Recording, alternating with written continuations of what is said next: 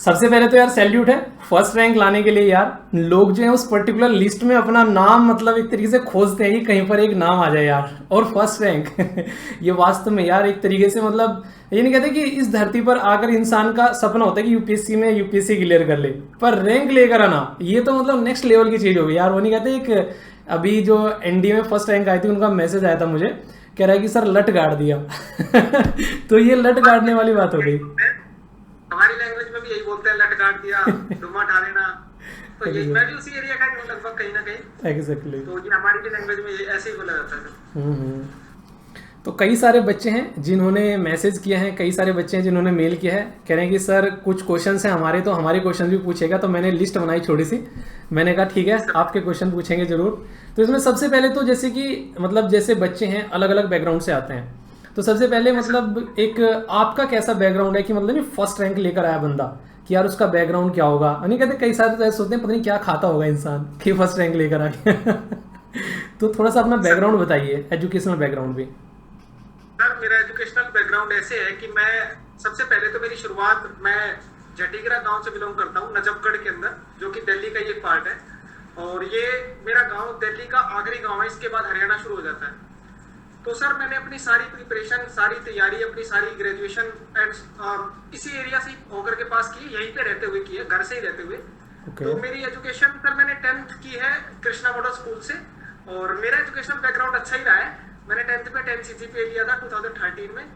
Then 12th मैंने किया राव मान सिंह पब्लिक स्कूल से, उधर मैंने 97.2 स्कोर किया था नॉन मेडिकल में, और मैं उस टाइम पे टॉपर ही था। डर जाएंगे और बच्चे फिर मैंने बीटेक की है कंप्यूटर इंजीनियरिंग में from Netaji Subhash institute of technology, जो कि दिल्ली का आईआईटी दिल्ली के बाद one of the best college है इंजीनियरिंग के लिए।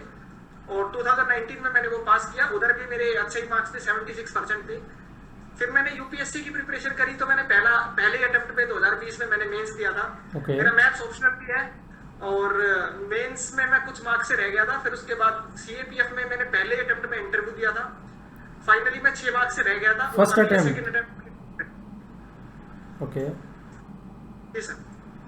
यार ये तो मतलब जो बैकग्राउंड देख रहा हूँ वो अच्छा खासा है, बच्चे डर जाएंगे इसलिए, ये तो स्टार्टिंग से ही टॉपर है चलिए कोई नहीं। पेरेंट्स का सपोर्ट था स्टार्टिंग से ही, उन्होंने सही डायरेक्शन दिखाई बेसिकली, वरना मेरे गांव के अंदर इतना ज्यादा कोई है नहीं। और ये एजुकेशन वगैरह आई थिंक 2013 से लेकर के अब तक किसी के 10 सीजी पे दोबारा नहीं आए हैं, और 2015 से लेकर अब तक 97 भी किसी के दोबारा नहीं आए हैं। नहीं सबसे बड़ी बात जो है ना, एक जो डायरेक्शन मिल जाना है स्टार्टिंग में, वो बहुत बड़ी बात है, क्योंकि सही डायरेक्शन मिल जाए तो एक नेक्स्ट लेवल पे चीज़ें पहुंचती हैं। तो यहाँ पर जो ये आपका जैसे एजुकेशनल बैकग्राउंड जैसे जैसे चला, तो फिर ये यूपीएससी की तरफ को कैसे मतलब एक तरीके से रुक मुड़ा कि जिंदगी में यार यूपीएससी करना है, उसमें मतलब कहाँ से थोड़ा है यूपीएससी को लेकर? सर सबसे पहले तो 12th में एनडीए के बारे में पता चला था, तो मैंने पहला अटेम्प्ट 2014 में दिया था एनडीए में, जिसमें मैं रिटर्न नहीं कर पाया। देन 2015 में फिर दूसरा अटेम्प्ट दिया, उसमें एनडीए रिटर्न हो गया, और आई थिंक बहुत अच्छा स्कोर था मेरा मैथ्स में, 300 का होता था उस टाइम पे मैथ्स का पेपर, और 250 प्लस थे मेरे मार्क्स मैथ्स में। तो वहीं से ही फिर ये एनडीए पता चला। फिर कॉलेज में जब गए तो IAS YAS IPS assistant commandant कुछ भी नहीं पता था कि क्या होते हैं, जस्ट एनडीए पता था। तो वो कहीं ना कहीं फिर सीडीएस पता चला कि सीडीएस देंगे, शुरुआत सीडीएस से करी थी, फिर सीजीएल की तरफ भी थोड़ा देखा, 1 महीना देखा। लेकिन फिर मैं मुलाकात हुई ईरा सिंगल मैम से, वो मेरे कॉलेज एनएसआईटी से 2006 में पास आउट हुई थी मैम, ईरा सिंगल मैम। तो वो आई थी एक बार 2015 में वो आई थी, क्योंकि 2014 में उन्होंने फर्स्ट रैंक हासिल किया था सिविल सर्विसेज एग्जाम। और जो थर्ड रैंकर थी वो भी निधि गुप्ता मैम, वो भी एनएसआईटी से ही थी। तो वहीं से ही थोड़ा पता चला कि आईएएस आईपीएस भी कुछ होता है, तैयारी शुरू कर दी। और गांव के बच्चे को एक मोटिवेशन ये काफी है उसके लिए कि ऑफिसर होता है, गाड़ी मिलती है, और ऐसे गार्ड्स होते हैं, तो ये सारी फैसिलिटीज ने थोड़ा सा अट्रैक्ट किया। फिर थोड़ा पब्लिक सर्विसेज की तरफ भी ध्यान गया कि ये भी करते हैं, तो वहीं से ही सर यूपीएससी की प्रिपरेशन शुरू हुई। ओके तो मतलब स्टार्टिंग में जो था पहले यूपीएससी के लिए मतलब आपने ट्राई किया, अपना प्रीलिम्स दिया, तो वहाँ पर फिर मेंस भी लिखा, और ये भी काफ़ी बड़ी बात है मतलब कि मेंस लिख रखा है, तो एक वो जो एज थी वो भी आपको यहाँ पे मिल गई एक तरीके से, क्योंकि रिटर्न वाला तो आपका पकड़ हो गई वहाँ पे। यहाँ पे तो रिटर्न का इंग्लिश का पेपर है एक, बाकी तो सारा ऑब्जेक्टिव। मैं मैंने सीएपीएफ में प्रैक्टिस नहीं करी, उधर ही जो कर दिया था कर लिया था उधर ही। जब वहाँ पे इतनी प्रैक्टिस हो गई तो यहाँ पे प्रैक्टिस की रिक्वायरमेंट ज़्यादा नहीं रहेगी, ये हो गया।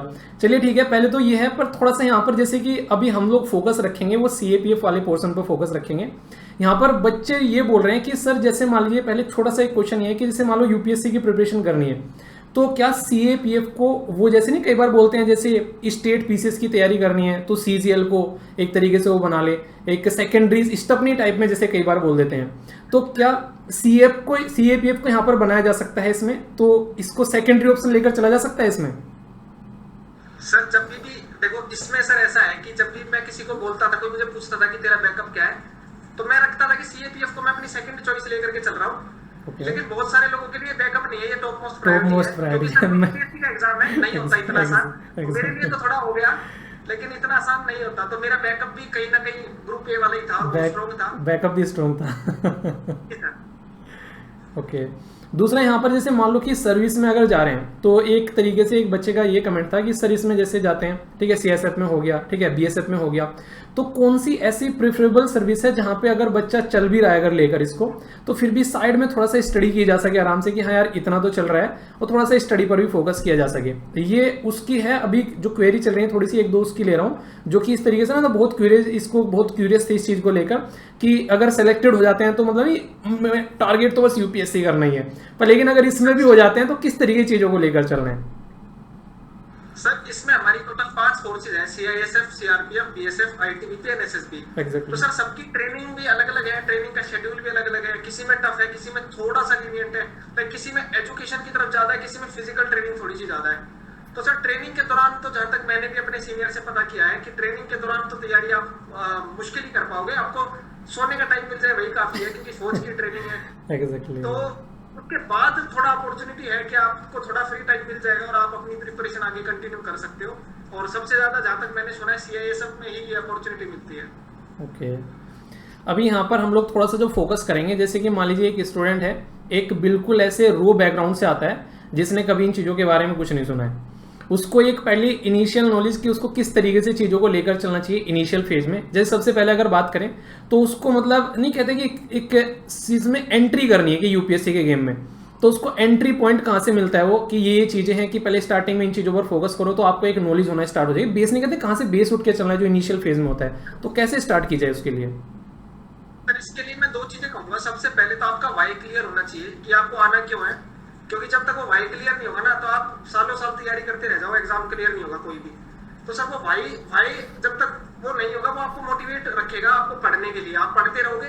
पढ़ना क्या है वो तो सर सबको पता चल जाता है, क्यों पढ़ना है ये नहीं पता होता है, और इस वजह से फिर वो बस आधे मन से तैयारी करते रहते हैं। अब पढ़ना क्या है, उसमें कोई भी बच्चा अगर स्टार्टिंग कर रहा है तो 6 to 10th की एनसीईआरटी पहले करी जाए, फिर उसके बाद आप 11th 12th की एनसीईआरटी करें, और उसके बाद हम स्टैंडर्ड बुक्स की तरफ मूव करें, अपनी लक्ष्मीकांत, स्पेक्ट्रम एंड अपनी जो भी इकोनॉमी की बुक्स हैं या ज्योग्राफी की बुक्स हैं और साइंस की बुक्स हैं वो सारी है।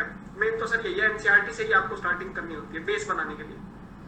अच्छा, पहले अपना बेस बना ले एनसीईआरटी को लेकर, फिर उसके बाद में अपना जैसे कि स्टैंडर्ड बुक पर फिर शिफ्ट हो आराम से, अपना पुरानी क्वेश्चन पेपर और जो फिर सिलेबस वगैरह थोड़ा सा मतलब पहले तो एक उस पर फोकस दिया जाए ताकि चीज़ों का पता चले।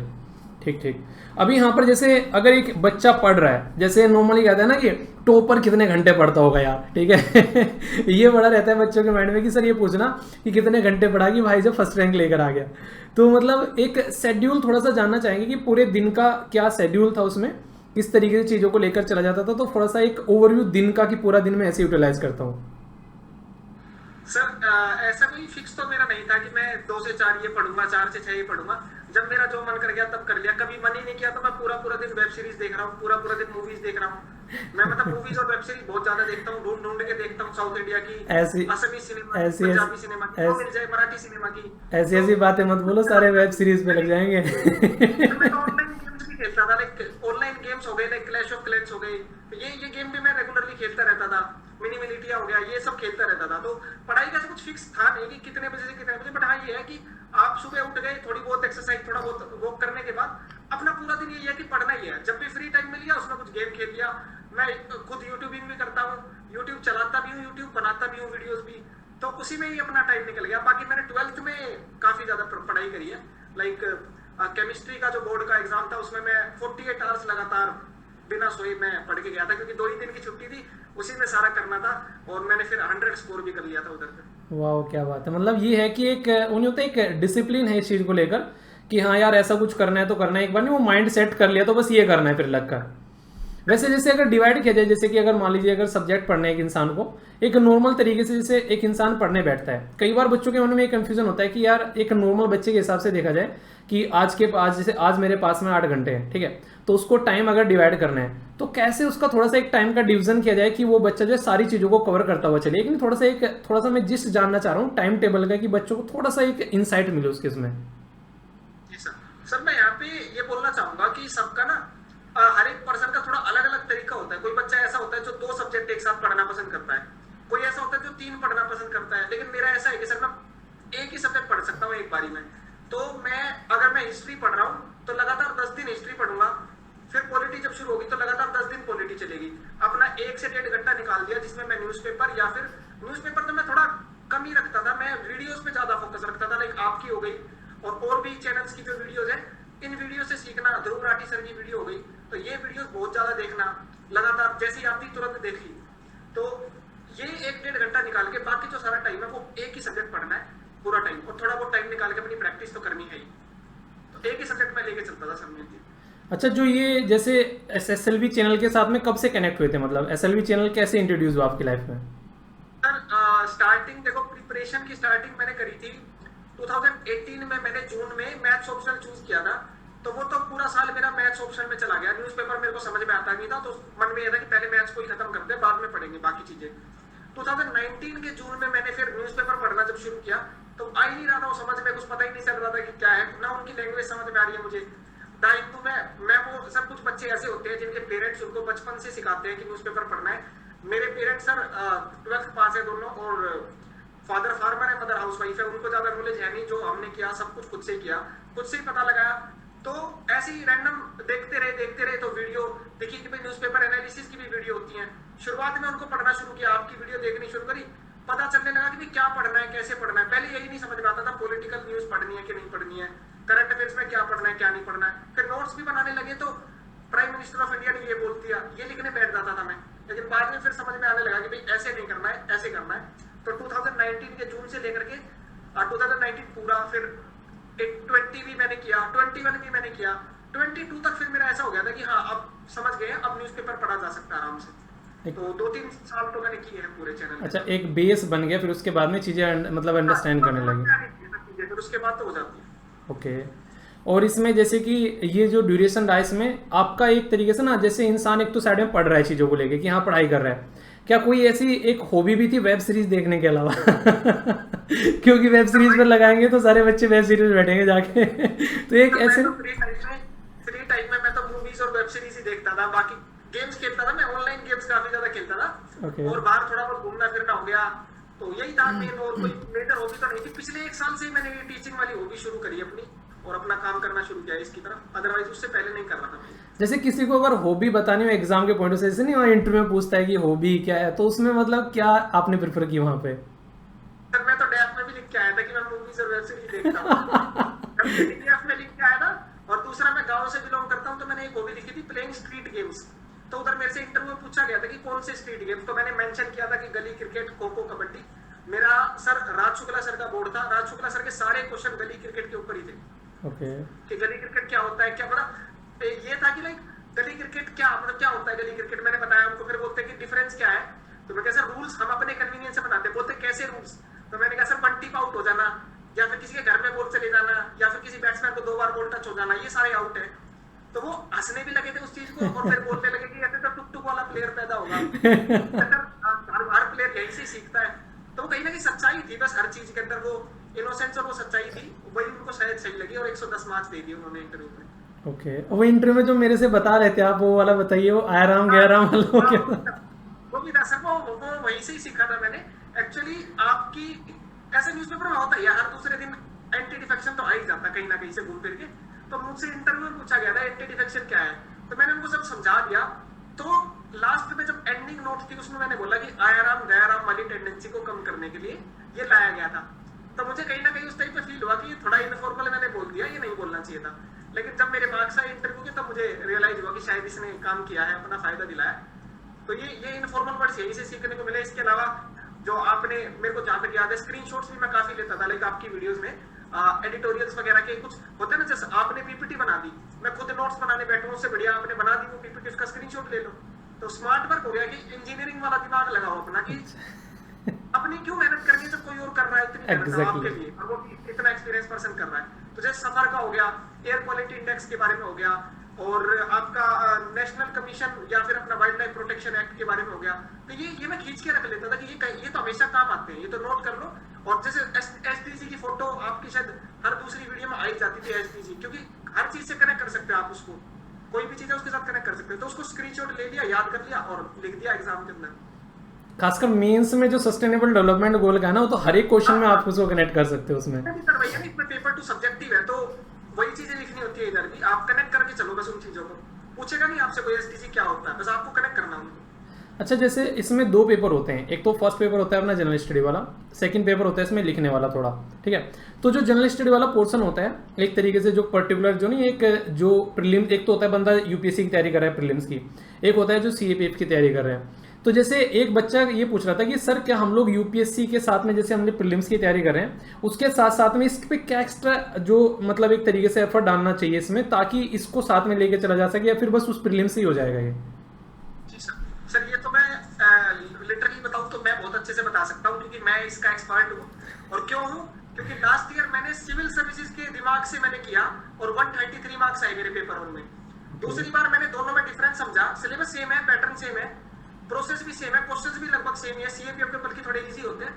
डिफरेंस जब समझ लिया, पैटर्न को डिकोड कर लिया, 133 से आज मेरे मार्क्स आए और मेरे पेपर 1 में 185 मार्क्स है।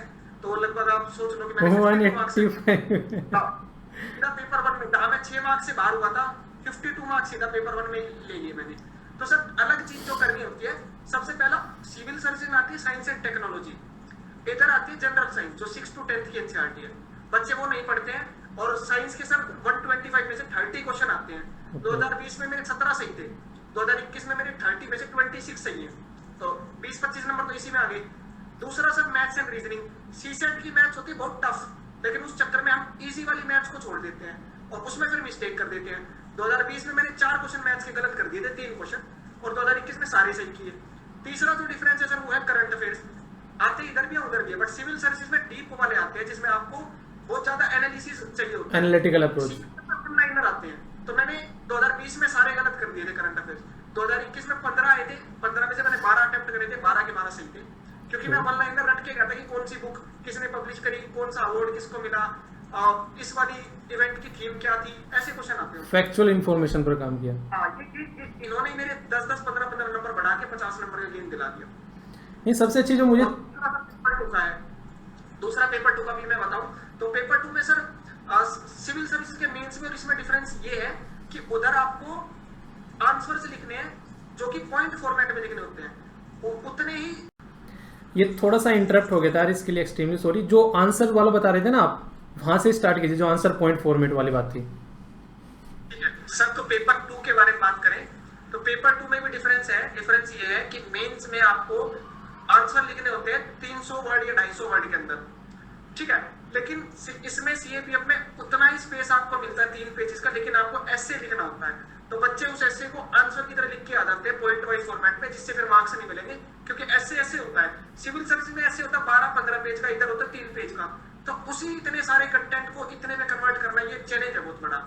और दूसरा सर इसमें ग्रामर, मेंस में ग्रामर आती नहीं है, कंपलसरी इंग्लिश पेपर है, उसमें आप 100 नंबर भी लाओगे, 75 नंबर लाओगे, पास हो जाओगे, लेकिन इसमें वो 25 नंबर की ग्रामर जुड़ती है। तो बहुत बार ऐसा, लाइक लास्ट ईयर मेरे भी खुद ग्रामर में शायद मेरे ख्याल से 7 या 8 नंबर थे 25 में से, इस बार शायद 14-15 होंगे।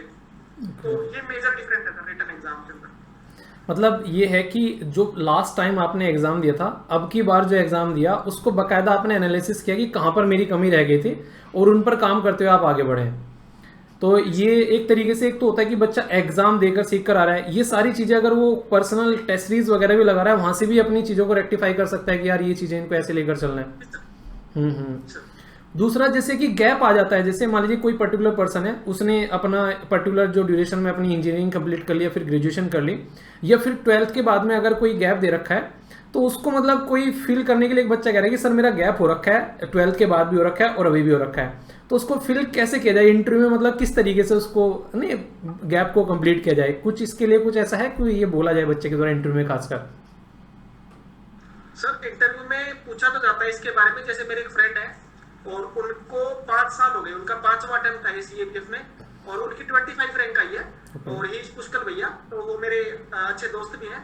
तो उनसे पूछा गया था कि गैप का क्या किया आपने, तो उन्होंने सिंपली जो सच है वो बोला उन्होंने कि मैं सिविल सर्विसेज की प्रिपरेशन कर रहा था और उसमें मैं सक्सेसफुल नहीं हो पाया। साथ के साथ मैं सीएपीएफ की भी तैयारी करता रहा, मैंने 2 बार 3 बार इंटरव्यू दिए हैं, बट मैं फाइनली सक्सीड नहीं हो पा रहा था। बट इस बार मैं बिल्कुल कॉन्फिडेंट हूँ कि इस बार मेरा पूरा सिलेक्शन हो जाएगा। बाकी साइड बाय साइड अगर कोई बोलना चाहता है तो ये टीचिंग बोल सकता है कि मैं बच्चों को पढ़ाता हूँ, फिर वो किसी भी तरीके से हो सकता है, या किसी कोचिंग के साथ मैं जुड़ा हूँ। कोचिंग तो नहीं बोलना ठीक है, बट ये बोल सकते हैं कि मैं टीचिंग करता हूँ, तो अपने एरिया में ही बच्चों को जो है मैथ साइंस या जो भी सब्जेक्ट जो भी आपका स्ट्रॉन्ग हो वो पढ़ाता हूँ, क्योंकि इस पे सवाल पूछे जाएंगे फिर आपको जवाब देने होंगे वो। अच्छा, यहाँ पर ये तो चलो ये वाली बात होगी एग्जाम की। इसमें जब ये कहते हैं कि जब कोई बच्चा यूपीएससी के लिए प्रिपरेशन करता है तो बच्चे के साथ साथ में जो है उसके पेरेंट्स की भी प्रिपरेशन होती है इनडायरेक्ट वे में देखा जाए, मतलब उनको भी पूरा एक ना, एक तो लंबा इतना प्रोसीजर होता है, कई बार एक अटेम्प्ट में नहीं हुआ दूसरा हो गया तो पूरा सालों साल प्रोसीजर चलता है। तो इस तरीके से अगर पूछा जाए तो जैसे अंकल आंटी ने मतलब किस तरीके से आपको यहाँ पर कितना सपोर्ट किया? सर उनका तो पूरा ही सपोर्ट था। लाइक मेरे को आज भी कोई ऐसा दिन याद नहीं आ रहा जहाँ पे उन्होंने मुझे ये बोला हो कि अब तू पढ़ ले और काफी देर हो गया टाइम बर्बाद करते हो, तू पढ़ ले। उल्टा उन्होंने ये जरूर कहा कि भाई छोड़ दे, अब सो जा, काफी हो गया। तो उन्होंने मुझे कभी ये बोला नहीं कि तेरे को ये पढ़ना है वो पढ़ना है। उनको ज्यादा नॉलेज भी नहीं है, तो जो डिसीजन है सारे अपने डिसीजन है। मैंने जब ग्रेजुएशन में, सर मैं जिस कॉलेज से ग्रेजुएटेड हूँ उधर कंप्यूटर इंजीनियर को 15 लाख 20 लाख के अराउंड का पैकेज आराम से मिल जाता है। तो मैंने जब लिया नहीं तो उन्होंने एक बार को बोला था कि भाई नहीं मिलती नौकरी, सरकारी नौकरी इतना आसान नहीं है, तो गाँव से वैसे है, फिर थोड़ा कैटेगरी का भी सीन हो जाता है तो नहीं मिलती है। बट मेरे मन में कहीं ना कहीं था कि मुझे अपनी काबिलियत पता है, मैं कर लूंगा। तो तुम आप लोग जो है थोड़ा विश्वास रखो, कॉन्फिडेंट रहो। और मम्मी का तो हमेशा से ही रहता था, पापा तो ज्यादा बोलते भी नहीं है, ज्यादा शेयर नहीं करते कि क्या सोच रहे हैं क्या नहीं सोच रहे हैं। उनका अंदर ही अंदर रहता है, बस अपना सोचते रहते हैं, बोलते रहते हैं। पापा लोग लेकिन रहते मम्मी का ऐसा रहता था कि कोई एक बार नहीं, अगली बार हो जाएगा, कोई नहीं, चल तू करता रहा अपना, अगली बार हो जाएगा। वो तो रिजल्ट से एक दिन पहले भी बोल रही थी कि तो टेंशन ना ले, तेरा जो भी होगा ठीक है, नहीं तो अगले बार का फिर से भी इंटरव्यू है। मेरा 2022 में भी इंटरव्यू पेंडिंग है, तो इधर नहीं होता तो उधर हो जाता, फिर उधर और भी अच्छे मार्क्स हैं। कि मतलब अभी भी फिर से मतलब इंटरव्यू लाइन में है? हाँ 2022 का भी इंटरव्यू मेरा बचा हुआ है। अब तो देना नहीं पड़ेगा, वो अब तो इधर हो गया काम। एक सीट बच गई अब किसी की। चलिए, कोई ऐसा दोस्त जिंदगी में जिसने कि यार मतलब ये इंसान ना हमेशा मतलब मेरे पीछे खड़ रहा, दोस्त या फिर भाई या फिर बहन, कि यार ये इंसान ना मतलब, या फिर मतलब एक तरीके से ना जब जब मैं डाउन हुआ इस इंसान ने मेरा बहुत साथ दिया है, ऐसा कोई इंसान होना चाहिए जिंदगी में? जी सर बिल्कुल होना चाहिए। आपकी लाइफ में ऐसा इंसान जरूर होना चाहिए, और मेरी लाइफ में भी ऐसा कोई ना कोई इंसान तो है ही सर। एक इंसान है जिसका मैं नाम तो नहीं ले सकता, बट उन्होंने पिछले 7-8 साल से मेरे को सपोर्ट किया। रिजल्ट के एक दिन पहले तक भी मुझे सपोर्ट किया कि टेंशन नहीं लेनी है। मैं अपना एक समीकरण जो अपना रिव्यू लेकर के चल रहे थे कि मेरा स्कोर ऐसा होगा, तो मैं कहीं ना कहीं 85 जोड़ के चल रहा था इंटरव्यू में कि 85 से 90 होंगे मेरे मार्क्स। बट उनका विश्वास था कि भाई 100 प्लस तो पक्के हैं, 100 प्लस तो पक्के हैं, और वो 110 ही आए। तो एक तो ये है, और एक मेरी छोटी बहन है तो उसने भी सपोर्ट किया, अब अभी भी कर रही है। मैं कहीं भी जा रहा हूँ तो मेरी फोटो वगैरह वही खींच रही है, क्योंकि मुझे अपने यूट्यूब के लिए भी वो चाहिए होती है, और बच्चों को मोटिवेट करने के लिए, उनको दिखाने के लिए कि भाई ऐसा फीलिंग होती है जब आप सेलेक्ट हो जाते हो। तो ये 2 लोग हैं। और बाकी इंटरव्यू में मेरे एक सर है, मेरे एक मेंटोर है, उन्होंने काफी हेल्प किया। लाइक लकीली मैं उनसे ऐसे ही मिला किसी रीजनवश, कारणवश। तो मैं उनसे जब मैं मिला तो उन्होंने इंटरव्यू के लिए मुझे काफी हेल्प किया, मेरे मॉक इंटरव्यूज लेना बैक टू बैक। मैं दूसरी जगह जब मॉक इंटरव्यू लेकर के आऊँ, एक मॉक इंटरव्यू को 2-2 घंटे बैठ के एनालाइज करना, सारी गलतियां बताना, ये ठीक है, ये खराब है, ये अच्छा है। उनका नाम तो मैं नहीं ले सकता इधर भी, क्योंकि वो भी मतलब ऐसा उनका कोई है नहीं, मतलब प्लेटफॉर्म वगैरह, और वो अपना आराम से साइड बाय साइड मेरे भैया की तरह ही है वो एक तरीके से। तो ये 3 लोग मैं बोलूंगा जिन्होंने सबसे ज्यादा जो है मेन रोल प्ले किया। अभी आज की डेट में एक ऐसी चीज हो रखी है कि हर एक इंसान की लाइफ में एक रिलेशनशिप होती है, तो रिलेशनशिप साथ में चलनी है और पढ़ाई साथ में चलनी है। एक तो ये है कि मतलब कि साधु बन जाओ, रिलेशनशिप को साइड में रखो यार, 100% पढ़ाई पे देना है। एक ये इंसान है कि यार रिलेशनशिप को भी साथ में लेकर आना है। अभी एक टॉपर थे यूपीएससी के, फर्स्ट रैंकर थे, उनके द्वारा बोला गया था मेरी गर्लफ्रेंड की वजह से मेरी फर्स्ट रैंक आई है तो ये काफ़ी वीडियो भी वायरल हुई थी। तो मतलब इसको क्या सजेस्ट करना चाहिए कि मतलब जैसे फर्स्ट रैंक वाला इंसान एक फर्स्ट रैंक लेकर आए हैं ऐसे पर्सन, तो मतलब वो क्या सजेस्ट करेंगे इसमें कि चीज़ों में बैलेंस बनाकर चला जा सकता है कि नहीं भाई पूरा 100% फोकस दो, बाकी सब बाद में देख लेना? सर ये तो पर्सन की काबिलियत पे डिपेंड करता है कि वो कितना कंट्रोल कर सकता है खुद को, और साइड वाला जो पर्सन है, जो आपके अपोजिट वाला जो पर्सन है, वो कितना कोऑपरेटिव है। तो सर मेरे लिए तो चीजें बैलेंस ही रही थी, मेरे को कोई प्रॉब्लम नहीं आई। और जैसा कि मैंने आपको थोड़ी देर पहले बताया, तो चीजें मैं बैलेंस कर पाया था आराम से, सपोर्ट पूरा था, कोऑपरेशन पूरा था। अब कहीं ना कहीं वो एक मोटिवेटिंग फैक्टर तो मेरे लिए था ही कि आप कुछ नहीं कर पा रहे हो, कहीं पे डाउन जा रहे हो, तो ये कर लो, ये पढ़ लो, ये वाली चीज देख लो। मेरे लिए दूसरे एग्जाम सजेस्ट करना कि भाई चलो कोई बात नहीं, ये नहीं हो पा रहा, आप ये वाला भी देख लो एक बार। तो मेरे लिए तो था सर वो जो है मैं बैलेंस कर रहा था आराम से, और आज से नहीं काफी टाइम हो गया मेरे को भी बैलेंस करते हुए ये चीजें, तो मेरे लिए कोई प्रॉब्लम नहीं आई। और बाकी बच्चा अगर करना चाहे, बैलेंस करना चाहे तो वो कर सकता है। बाकी मैं ये नहीं कहता कि आपको रखना ही चाहिए रिलेशनशिप, वो तो सर रखने के ऊपर नहीं होता, वो अपने आप ही हो जाती है चीजें। नहीं, यहाँ पे जैसे आपने बताया, अभी यहाँ पे एक चीज़ देखने को मिल रही है कि आपकी जो रिलेशनशिप वाली साइड थी वो काफ़ी स्ट्रॉन्ग थी, क्योंकि जहाँ जहाँ पर आप डाउन जा रहे हैं वो पर्सन जो आपको 100% सपोर्ट कर रहे हैं, ठीक है। पर लेकिन मैक्सिमम साइड में क्या रहता है, एक तरीके से जैसे कई सारे मेरे पास हजारों मेल आते हैं, दूसरे तीसरे दिन कई बार रोते रहते हैं, सर छोड़ के चला गया, ये छोड़ के चली गई, या फिर ये हो गया। तो आप बात करते हैं इनके बारे में, तो यहाँ पे सबसे जो इंपॉर्टेंट चीज मैं यहाँ पे ही बोलना चाहूंगा वो ये है कि अपने रिलेशनशिप को आप चेक करो। पहले मान लीजिए आप रिलेशनशिप में हैं 2-3 महीने, 4 महीने, 5-6 महीने, अगर दोनों की जिंदगी प्रोग्रेसिव चल रही है तो यार रिलेशनशिप सही है, उसको 100% दो। अगर कहीं पर कोई डाउन हो रहा है, दूसरा सपोर्ट कर रहा है और सही डायरेक्शन में लेके चल रहे हैं, मतलब एक दूसरे को अगर बांध के चल रहे हो आगे लेकर, तो सही है। अगर लग रहा है कि यार नहीं, जब से रिलेशनशिप में आए हैं तब से जिंदगी जो है डाउन जाना स्टार्ट हो गई है, तो फिर मुझे नहीं लगता कि यार ऐसी चीज़ों को कंटिन्यू रखना चाहिए, क्योंकि थोड़े दिन बाद में फिर रियलाइज होगा कि यार गलत जगह आकर फंस गए। तो ये चीज़ खासकर ये ना इतना ज़्यादा हो रहा है, जैसे नहीं कई सारे बच्चे जैसे जैसे घर से निकल कर आते हैं और आते नहीं कहीं पर एडमिशन लिया, अपना ग्रेजुएशन में एडमिशन लिया, तो सबसे पहला यही चीज़ें स्टार्ट होती है। और फिर जब स्टडी में आते हैं तो फिर फ्रस्ट्रेशन के जोन में आकर वहाँ पर एंट्री करते हैं, और इतने सारे आज के डेट में हैं जिसकी कुछ हद नहीं है। और अभी एक और थोड़ा सा मैं यहाँ पर बेसिकली अभी मैं एक स्टूडेंट से बात कर रहा था, वो वेस्ट बंगाल की हैं। अभी क्या हुआ, जैसे लड़कियों के साथ में खासकर ही हो रहा है आज की डेट में, जैसे उनकी शादी का बहुत ज़्यादा प्रेशर आ रहा है, ठीक है। तो एक बच्ची कह रही है कि सर मेरी अभी जो है घर वाले मुझे टाइम नहीं दे रहे हैं कि मैं पढ़ाई कर सकूं, मेरी मतलब पढ़ाई के लिए मुझे पैसे देने के लिए तैयार नहीं है, मेरे शादी करने के लिए अलग से पैसे रख रखे हैं 16-17 लाख रुपए उठा के। मतलब ये इस तरह की कंडीशन है जिसके बारे में मुझे ऐसा लगता है, मैंने कहा यार पेरेंट्स जब इस चीज़ को देखते हैं ना, तो मुझे ऐसा लगता है यार उसके पढ़ाई पर पैसे लगाओ, ना कि उसके एक तरीके से इन चीज़ों पर देखना। मतलब ये तो इतने आज के डेट में खासकर कोविड-19 के ड्यूरेशन के बाद में ये तो भरमार हो रखी है, इतने सारे मैसेज हैं इनकी तो जिसकी कुछ हद नहीं है। तो ये मतलब एक पेरेंट्स को समझना चाहिए। अब देखो आपके पेरेंट्स ने जिस तरीके से सपोर्ट किया, बंदा फर्स्ट रैंक लेकर आया, तो वो चीज़ें उनको देखनी चाहिए कि उनको थोड़ा सपोर्ट करो यार, शादी के बाद में क्या ही करना रह जाएगा, पहले पैरों पर खड़ा हो जाए तो सारी चीज़ें हो जाए। तो ये एक मतलब मैं चाह रहा था थोड़ा सा इसके ऊपर बात करें। सर जो पार्टनर होता है ना, उस पर भी डिपेंड करता है। लाइक मैं अगर पार्टनर की बात करूं तो मैं तो कभी रुका नहीं सर, मैं ग्रेजुएशन में भी अच्छे लेकर के आया, यूपीएससी का मेंस भी लिखा, उधर भी अच्छे मार्क्स थे। देन मैंने हरियाणा सिविल सर्विस का प्रीलिम्स भी क्लियर किया, उधर भी मैं मेंस देने नहीं गया किसी रीजन की वजह से। और अपना ये सीएपीएफ में भी एक बार इंटरव्यू तक गया। इस बार तो सर मेरा ऐसा था, लाइक मेरे साथ दो लेडीज जो थी वो इंटरव्यू दिलाने के लिए गई थी, और वो नारी शक्ति जो होती है उसने पूरा मोटिवेटेड रखा मुझे पूरे टाइम। लाइक मेरी फोटो खींचते रहे ताकि मैं खुश रहूं। होता है सब दूसरों को देख के यार इसको तो काफी ज्यादा नॉलेज है, वो इंटरव्यू के रूम से बाहर ही पहले ही डर जाता है इंसान कि अरे तो बड़े पढ़े लिखे लोग आए हुए, मैं तो गाँव का हूँ और मुझे तो आती भी नहीं है। मेरी तो सर मैं तो मतलब हरियाणा से तो नहीं, दिल्ली से हूँ, बट टोन में हरियाणवी आ जाती है। मुझे कितने मौके इंटरव्यू बोला गया कि यार आप हरियाणवी क्यों यूज कर रहे हो, तो सर वो आती है। लेकिन उन्होंने जो है दोनों ने मतलब फोटो खींच के पूरा इतना मोटिवेट रखा था मुझे कि, और फिर मैं इंटरव्यू जब दे के आया तब मैंने उनको बताया दोनों को कि भाई मेरा जो इंटरव्यू हुआ ऐसा हुआ वैसा हुआ। तो उनका पूरे टाइम तक यही था कि अच्छा हुआ है।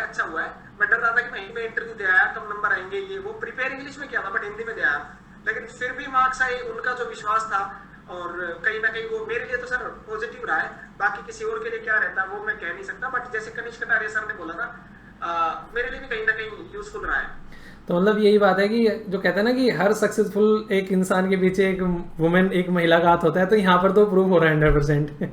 आप तो सर तीन तीन है, तीन तीन महिला है, एक मेरी सिस्टर है, एक मेरी मदर है, और बाकी तो है नहीं।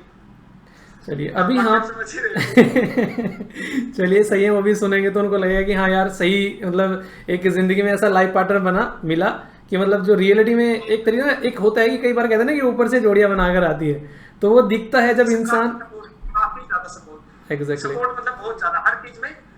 जब भी लो फेज आया हमेशा सपोर्ट रहा है। इंटरव्यू के लाइक एक दिन पहले तक भी हम समीकरण कर रहे थे कि इतना इतना जाएगा, इतना जाएगा, इतना हो सकता है, उतना हो सकता है। तो वो सुनना, लाइक कई बार होता है ना, आप इतना बोलने लग जाते हो कि सामने वाला बोर हो जाए, लेकिन ऐसा मेरे साथ कभी नहीं हुआ, कभी भी नहीं एग्जैक्टली। हुआ। आज की डेट में बहुत बड़ी प्रॉब्लम है, इंसान कहना चाहते हैं पर कोई सुनने वाला नहीं है, ये बहुत बड़ी प्रॉब्लम है। एक इंसान को कुछ ऐसा नहीं, सामने वाला सजेशन नहीं चाहता है, बस आप उसकी बात सुन लो, वो जो कुछ कह रहा है, ये बहुत बड़ी बात होती है। मैं अच्छे से कनेक्ट पा रहा हूँ क्योंकि बहुत सारे इस तरीके के मेल आते हैं कि वो बस अपनी बात, ऐसे नहीं कि मैं पढ़ रहा हूँ उनको रिप्लाई कर रहा हूँ, जैसे मैंने पढ़ लिया बस पढ़ के छोड़ दिया, तो इसमें लिखा रहता है कि सर रिप्लाई ना करना, बस हम इसलिए भेज रहे हैं कोई कोई तो है हमारी बातें सुनने वाला। तो ये एक बहुत बड़ी चीज देखने को मिलती है।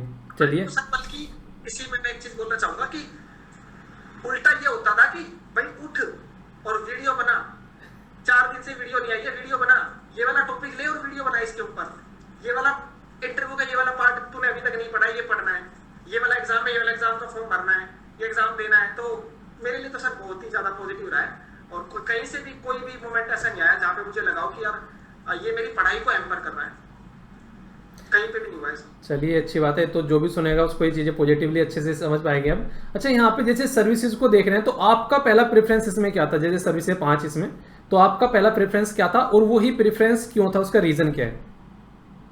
सर मेरी पहली प्रेफरेंस सीआईएसएफ थी, और उसका उसका रीजन जो मैं वो बताऊं, जो कि मेरा रियल भी है, और मैंने यही रीजन इंटरव्यू में दिया था। तो मेरे से पूछा भी गया था, तो मैंने बोला था कि सर मैं दिल्ली का रहने वाला हूँ, और दिल्ली वालों ने सीआईएसएफ को मेट्रो में भी देखा है, मॉन्यूमेंट्स पे भी देखा है, और मेरा मेन जो था वो धौलपुर हाउस के अंदर ही था, तो मैंने वहां भी यूपीएससी को उसमें देखा है सीआईएसएफ को, तो कहीं ना कहीं फैमिलियरिटी हो गई।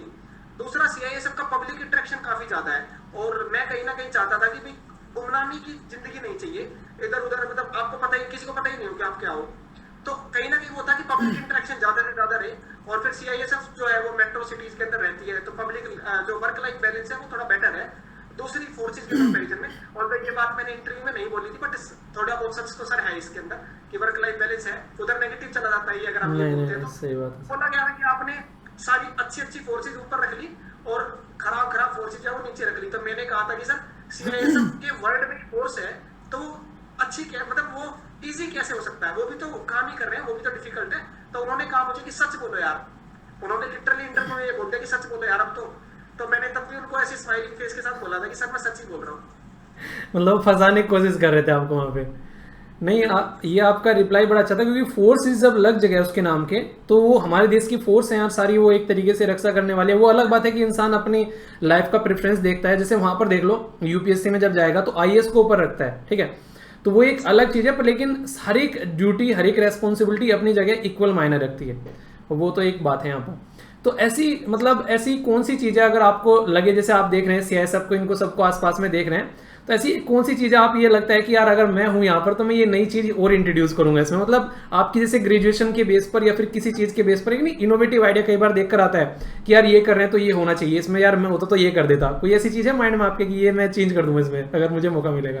अभी तक तो इसके बारे में मैंने कुछ डिटेल में सोचा नहीं कि ऐसा कुछ है, बट मैं अभी चाहूंगा कि जो फोर्सेज है उसमें टेक्नोलॉजी और ज्यादा बढ़ती रहे, और जो आज के टाइम पे हमारी साइबर सिक्योरिटी एंड ऑल ये सब चीजें हो रही है, तो इसी में ही मैं कुछ कोशिश करूंगा कि अगर मैं उस फोर्स में कुछ इस साइड में कुछ कंट्रीब्यूशन कर सकूं तो ज्यादा बेटर रहेगा। बाकी मेरे को थोड़ा जो नॉर्मल गेम्स है ना उसमें थोड़ा ज्यादा इंटरेस्ट है, तो कोशिश ये रहेगी कि अपना खेलते रहो बस।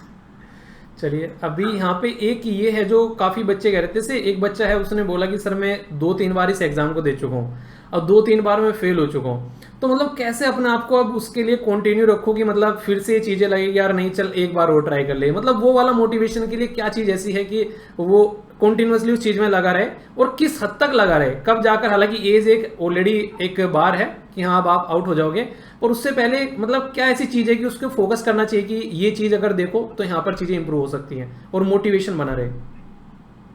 सर अटेम्प्ट्स के बारे में बात करें कि मैं कब तक दूं, तो मैं जब तक कहूंगा कि जब तक आपकी एज खत्म नहीं हो जाती देते रहो, क्योंकि इधर नंबर ऑफ अटेम्प्ट्स होते नहीं, किसी के 4 भी हो जाते हैं, किसी के 3, किसी के 5, डिपेंडिंग ऑन योर एज जहां से आपने स्टार्टिंग करी। तो अटेम्प्ट्स का तो ये सोल्व हो गया।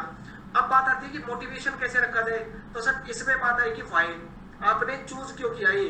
लाइक मैं बहुत बार सर रोया भी हूँ बैठ के कि यार हिमांशु गलती कर ली, तूने 15-20 लाख का पैकेज छोड़ दिया और यहाँ तू आ गया, क्या कुछ हो तो रहा नहीं है, 3 साल हो गए हैं, मेरे कुछ फ्रेंड टीचर बन गए, कुछ मेरे फ्रेंड, एक मेरा फ्रेंड है सर आईपीएस बन गया, वो मेरे कॉलेज के साथ का ये इसी साल ही, और कुछ मेरे फ्रेंड ऐसे हैं जो लाइक मेरे कॉलेज के जो फ्रेंड्स हैं वो 3-3 लाख रुपए पर मंथ कमा रहे हैं, 2.5-3 लाख रुपए पर मंथ कमा रहे हैं। तो कहीं ना कहीं ये था कि यार तूने बहुत नुकसान कर लिया अपना खुद का।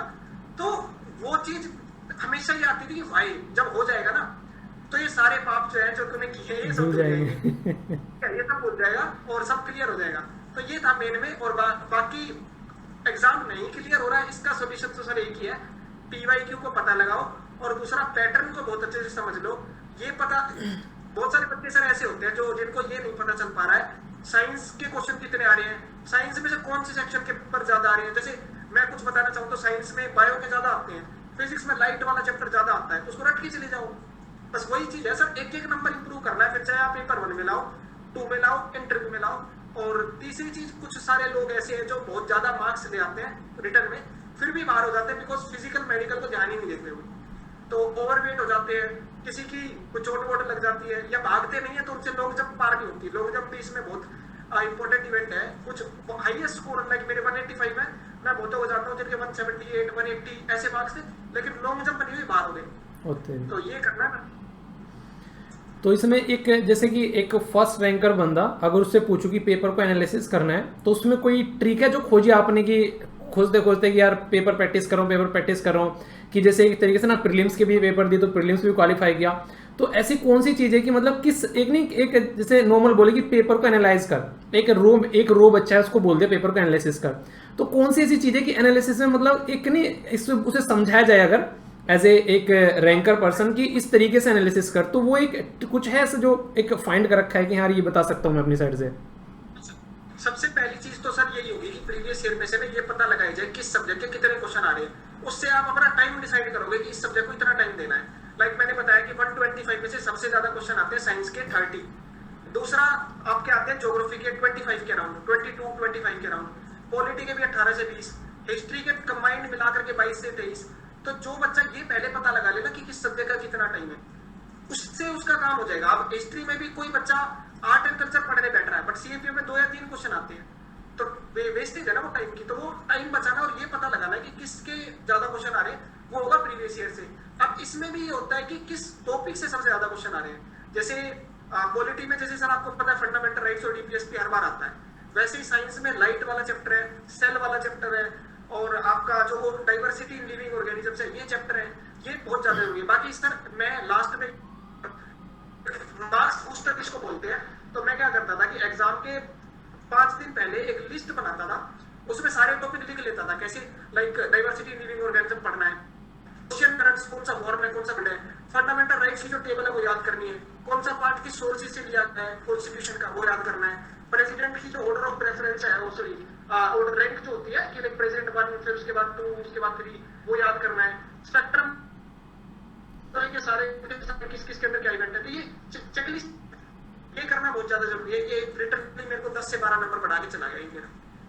ओके सर ओके, इंटरनेट में थोड़ी सी कुछ गड़बड़ हो रही है सर, मतलब रुक रही है आपकी साइड से कुछ, आप चेक करिए। आ रहा आपकी साइड से आ रहा है सही?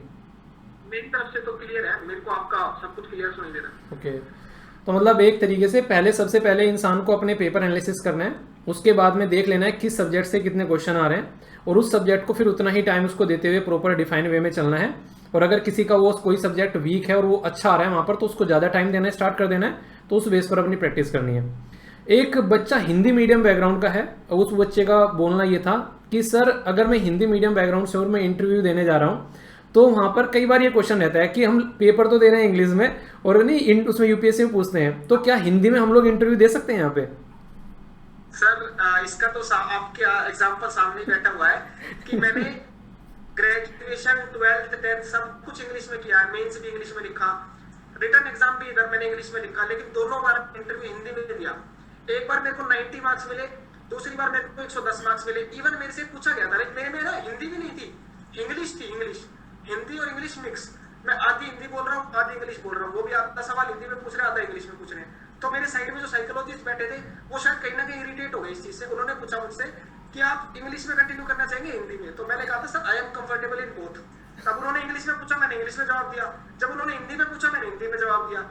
तो वो कहीं ना कहीं मेरा कॉन्फिडेंस देख रहे थे। तो सर कॉन्फिडेंस, आपकी ऑनेस्टी, आपका खुद के ऊपर ट्रस्ट, यही मेन है। बाकी नॉलेज तो चाहिए सर, और कुछ फर्क नहीं पड़ता ऐसा। और हिंदी मीडियम की बात करें जो रिटर्न में भी हिंदी हो, उसमें सर मेरा एक फ्रेंड है, उनका मैं जल्दी एक इंटरव्यू लेने की कोशिश करूंगा। उनकी 16 रैंक आई है और उन्होंने हिंदी मीडियम में पेपर लिखा था अपना पेपर 2 का। और पहले तो हिंदी मीडियम में सर यहाँ ये होता है कि एसे, आर्गुमेंट, रिपोर्ट, प्रीसी, कॉम्प्रिहेंशन और ग्रामर, ऐसे को आप हिंदी में लिख सकते हो, बाकी पूरा पेपर आपको इंग्लिश में ही लिखना पड़ेगा, वो रूल है सर इसमें। तो हिंदी वाले जो बच्चे हैं उनके मेरे से ज्यादा नंबर है पेपर 2 में, मेरे 93 है, उनके 99 है, और वो 16 रैंक लेकर गए। तो कुछ फर्क नहीं पड़ता। और उनके इंटरव्यू में भी 116 मार्क्स है, वो भी हिंदी में। तो ये एक बहुत ही एक पॉजिटिव नोट है उनके लिए, जो खासकर बच्चे कहते हैं ना कि सर हिंदी वालों को पीछे छोड़ा जाता है। ये बड़ी वो रहती है कि सर हिंदी वालों पर ज़्यादा फोकस नहीं रहता है। मतलब फर्स्ट रैंक बंदा बैठा हुआ है, वो बोल रहा है कि मैं हिंदी में इंटरव्यू देकर आ रहा हूँ और हिंदी वालों के अच्छे। अच्छा, तो जो ये बच्चे हैं अगर इनके बारे में पूछूं, मतलब एक सजेशन अगर देना चाहें कि किस तरीके से वो इस चीज़ को देख रहे हैं आगे फ्यूचर में कि यार हाँ इस तरीके से मुझे लेकर चलना चाहिए, मतलब आप एक ऐसा क्या बोलना चाहेंगे कि जो एस्पायरेंट है कि जिंदगी को ऐसे लेकर आगे बढ़ना है, एक लास्ट नोट जो होता है एक टॉपर की साइड से? सर मैं यही बोलना चाहूंगा कि सबसे पहला तो अपने ऊपर ट्रस्ट और कॉन्फिडेंस होना बहुत जरूरी है। अपनी पोटेंशियल आपको पता होनी चाहिए। कुछ सर ऐसा मैं ये नहीं कहूंगा कि कोई कर नहीं सकता, बट कहीं ना कहीं अगर आपको आपकी पोटेंशियल पता हो ना तो आसान हो जाती है चीजें। अगर पोटेंशियल पता है आपको कि आप सिविल सर्विसेज या सीएपीएफ कर सकते हो और आप नहीं कर रहे हो उसकी तैयारी, तो फिर आप अपना ही टाइम वेस्ट कर रहे हो। तो एक तो ये चीज सबसे ज्यादा जरूरी है। दूसरी चीज, किसी भी एग्जाम की अगर आप प्रिपरेशन कर रहे हो, चाहे कोई भी एग्जाम हो, सीएपीएफ हो, सिविल सर्विसेज हो, उस एग्जाम को समझना बहुत ज्यादा जरूरी है। उसकी डिमांड क्या है। लाइक सर फॉर एग्जाम्पल कि आप, जैसे मेरा एक फ्रेंड था ग्रेजुएशन के अंदर, डिमांड है कि ग्रेजुएशन में सर पेज भरने होते हैं, आता सबको है, पेज भरने होते हैं। कोई शॉर्ट लिख के आ रहा है, कोई ज्यादा लिख के आ रहा है, मैं ज्यादा लिख के आ रहा हूँ। मैं 7 नंबर के क्वेश्चन के अंदर मैं 10 पेज भर के आ रहा हूँ, वो 7 नंबर के क्वेश्चन में 3 पेज लिख के आ रहा है, उसको 3 ही नंबर मिलेंगे, मेरे को 7 मिलेंगे पूरे के पूरे। तो ये एग्जाम की डिमांड आपको समझनी जरूरी है, लेकिन ये बोर्ड में नहीं चलता, ना ये सिविल सर्विस में चलेगा। तो आपको एग्जाम की डिमांड पता होनी चाहिए क्या है। और तीसरा, अगर आप सीएपीएफ के ऊपर खासकर स्पेसिफिक ध्यान दे रहे हो तो आप अपने आप को फिजिकली और मेडिकली फिट रखो। फिजिकली फिट होना बहुत जरूरी है। बहुत सारे लोग वेट के अंदर बाहर हो जाते हैं, और पहले तो सर इसमें रीमेडिकल में 40-45 दिन मिलते थे, अभी एक ही दिन के अंदर अंदर रीमेडिकल दोबारा हो जाता है। तो अगर आप अनफिट हो, एक दिन में तो वेट घटा नहीं सकते 8-10 किलो, तो आप फिर बाहर हो जाओगे। और देन उसके बाद इंटरव्यू के अंदर लैंग्वेज का कोई रोल नहीं है, और कोई भी एग्जाम हो, अपना सीजीएल हो या कोई भी, उसकी सिर्फ प्रैक्टिस सबसे ज्यादा जरूरी है। Revision and practice, bar revise करते रहो, लिमिटेड सोर्सेज को रखो, रिवाइज उन्हीं को रिवाइज करते रहो। नोट्स बनाना आपकी चॉइस है, मैं नहीं बनाता, कोई बनाता है, कोई शॉर्ट्स बनाता है, कोई लॉन्ग नोट्स बनाता है, वो सबका अपना अपना क्राइटेरिया है। और रिवीजन एंड प्रैक्टिस बहुत ज्यादा जरूरी है। प्रैक्टिस में प्रीवियस ईयर क्वेश्चन, कोई भी यूपीएससी का एग्जाम हो, अगर आप यूपीएससी की तैयारी कर रहे हैं, सिविल सर्विसेज के भी प्रीवियस ईयर कर सकते हो, सीएपीएफ की भी, सीडीएस के भी, एनडीए के भी, क्योंकि यही घूमते रहते हैं। जो क्वेश्चन सीडीएस में आया था वो सिविल सर्विस में आ गया, जो सिविल सर्विस में आया था वो सीएपीएफ में आ गया, ऐसे ही घूमता रहता है। थीम्स पता लगा लो बस। तो यही है सर, मैं यही बोलना चाहूंगा अपनी तरफ से last. Thanks lot brother connect करने के लिए, और सबसे बड़ी बात है सैल्यूट यार फिर से फर्स्ट रैंक लाने के लिए, ये बहुत बड़ा अचीवमेंट है। रियलिटी में एक तरीके से पूरा एक नहीं गर्व से सीना चौड़ा हो जाता है, घर वालों का भी और टीचर्स का भी, खासकर जब कोई स्टूडेंट इस तरीके से रैंक लेकर आता है। वास्तव में यार सैल्यूट है। मैं सोचता था कि मैं कहीं ना कहीं यही सोचता था कि अपने गाँव के लिए भी कुछ करना है। अपने गाँव में से कोई ऐसा आया नहीं, आस पड़ोस के गाँव में हुआ है, लेकिन अपने गाँव में कोई ऐसा नहीं आया जिसने कभी भी यूपीएससी किया हो। और यूपीएससी में टॉप रैंक तो अलग ही हो गया, वो तो किसी ने सोची ही नहीं थी। तो मैं वही कहीं ना कहीं ये रखता हूँ कि ये रैंक 1 जो है वो मेरी अकेले की नहीं है, जो 3,000 लोग मेरे गांव के हैं उनकी सबकी रैंक 1 है, और जो 10-15 हजार लोग जो मुझसे पढ़ रहे हैं उन सबकी रैंक 1 है। तो मेरे अकेले की नहीं है सर वो, और उन सबकी है वो। चलिए ठीक है, फिर अगर कुछ डाउट आएंगे तो आगे फ्यूचर में फिर कनेक्ट करेंगे कभी गाइडिंग सेशन की अगर बात होगी बच्चों के साथ में। All the best for future यार। सब बिल्कुल।